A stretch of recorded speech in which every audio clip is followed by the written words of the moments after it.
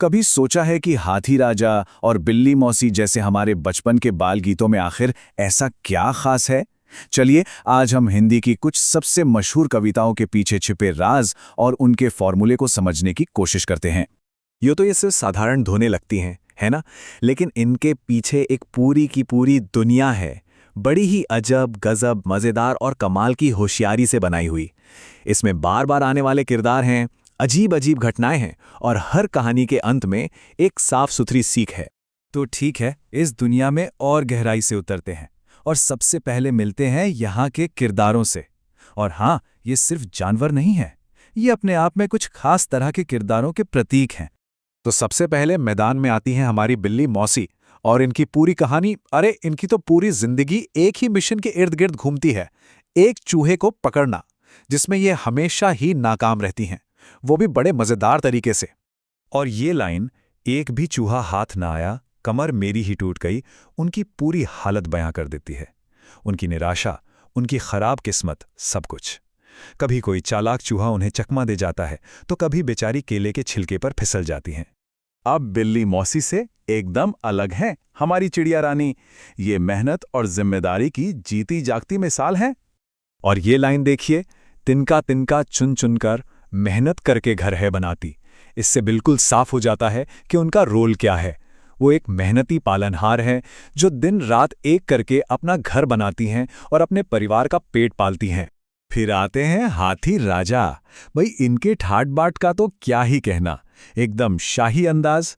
पर मजा तो तब आता है जब उनकी ये शानदार पोशाक उनकी अजीब सी हालत से बिल्कुल मेल नहीं खाती।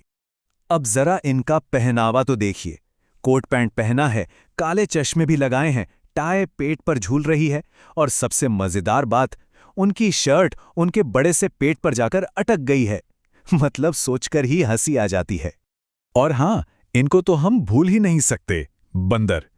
इनका तो काम ही एक है, जहां भी जाओ बस ज्यादा से ज्यादा शरारत करो और सब कुछ तहस नहस कर दो। मतलब इनकी शैतानियों की कोई सीमा ही नहीं है। कभी बाग से सारे आम चुरा लिए तो किसी ने दादाजी का ढीला ढाला कोट ही पहन लिया, और ऊपर से जेब में 1 रुपए का नोट भी ढूंढ रहा है। रसोई में तो ये जैसे तूफान ही मचा देते हैं। तो ये तो हो गए हमारे किरदार। अब बात करते हैं एक और बहुत जरूरी चीज की, खाना।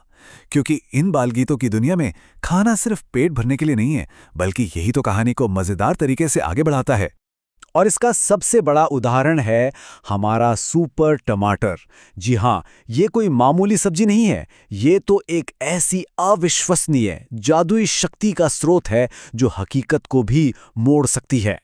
जरा सोचिए, एक चूहा इसे खाकर बिल्ली को भगा देता है, एक चींटी इसे खाकर हाथी उठा लेती है, एक बच्चा इसे खाए तो स्पाइडरमैन बन जाए, और खरगोश खा ले तो कछुए से रेस जीत जाए।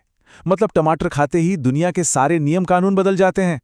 तो यहां देखिए खाना कितने अलग अलग कमाल करता है। टमाटर ने तो किसी को स्पाइडरमैन ही बना दिया, मूंगफली ने सीधी साधी भूख मिटा दी, और केले का छिलका, उसने तो बेचारे लाला जी को ही गिरा दिया।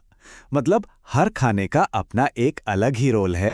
तो सवाल ये उठता है कि ये जो इतनी शरारतें, इतनी गड़बड़ियां हो रही हैं, इनका कोई मतलब भी है? जी हाँ, बिल्कुल है। ये सारी धमाचौकड़ी हमेशा एक बहुत ही सीधी सादी लेकिन जरूरी सीख पर जाकर खत्म होती है। और इसका सबसे अच्छा उदाहरण है लाला जी और केले के छिलके की कहानी। इसमें वजह, उसका असर और नतीजा सब कुछ आंखों के सामने है। तो कहानी कुछ यूं है, लाला जी ने केला खाया, फिर बड़े आत्मविश्वास से छिलका सड़क पर फेंक दिया, और फिर क्या होना था, पैर उसी छिलके पर पड़ा और वो गिरे धड़ाम से, और बस उसी पल उन्हें अपनी गलती का एहसास हो गया। और ये है इस कहानी की पंचलाइन, कान पकड़कर कसम ये खाई, स्वच्छता में ही है भलाई। मतलब गिरने की शर्मिंदगी से एक ऐसी सीख मिली जो कभी नहीं भूलेगी कि कूड़ा कचरा सड़क पर नहीं फेंकना चाहिए। तो इन सारी कहानियों को एक साथ रख कर देखें तो क्या समझ आता है? ये ही कि इनके पीछे एक बड़ा ही जबरदस्त फॉर्मूला काम कर रहा है। देखिए, फॉर्मूला बहुत सिंपल है। पहले तो ऐसे किरदार हैं जिनसे हर कोई आसानी से जुड़ सकता है। फिर रोजमर्रा की चीजों से कुछ ऐसा असाधारण होता है जिसकी किसी ने उम्मीद नहीं की होती। कहानी का कारण और परिणाम बिल्कुल सीधा होता है, कोई कंफ्यूजन नहीं। और आखिर में एक साफ और हमेशा याद रहने वाली सीख मिलती है। तो आखिर में एक सवाल बचता है, आज के दौर में ये सीधी साधी कहानियां हमें क्या सिखाती हैं? शायद यही कि इन बाल गीतों की असली खूबसूरती सिर्फ पुरानी यादों में नहीं है, बल्कि इस बात में है कि ये कितनी आसानी और कितने मजेदार तरीके से हमें जिंदगी की बड़ी बड़ी बातें सिखा जाती हैं।